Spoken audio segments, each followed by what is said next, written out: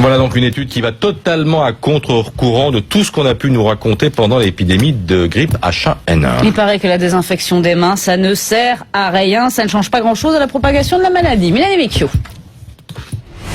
C'est le geste que vous avez dû accomplir des centaines de fois l'hiver dernier, se désinfecter les mains avec du gel antibactérien, une action en fait inefficace dans la lutte contre la grippe A, selon une étude américaine. Pendant 10 semaines, 200 personnes se sont pliées à des tests.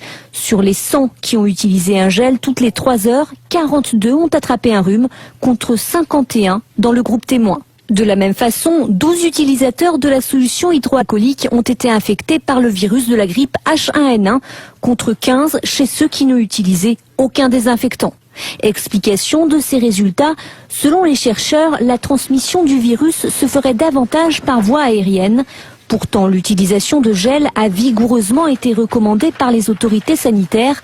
Pendant la pandémie de grippe H1N1, les fabricants de solutions antibactériennes s'en sont frottés les mains. Des millions de flacons ont été écoulés en quelques semaines. Bon, revenons à un usage plus classique de ces gels. Est-ce qu'on a raison de les utiliser en permanence ? En permanence, non. Et c'est l'occasion vraiment de rappeler les bonnes pratiques sur ces gels.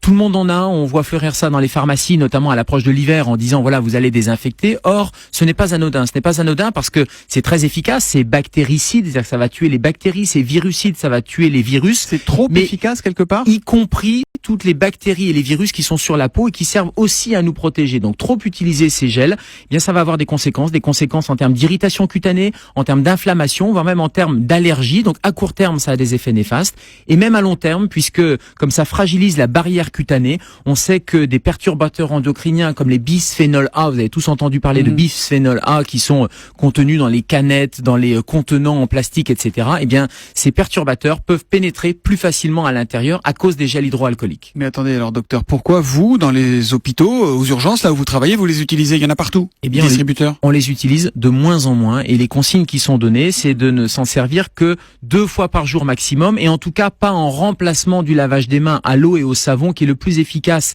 Et j'allais dire le plus anodin, donc les consignes pour les professionnels de santé sont très claires maintenant. Quand on peut se laver les mains, on se lave les mains et c'est uniquement quand on n'a pas de point d'eau de disponible qu'on va utiliser et pas plus de 2 fois par jour parce qu'on a vu déjà une explosion, notamment chez mes collègues infirmières, d'allergie ou d'irritation cutanée. Et puis on le rappelle, c'est sur des mains sèches, on met une petite quantité, on va frictionner et absolument pas sur des mains lésées ou mouillées parce que là, le gel aurait des effets néfastes. Voilà.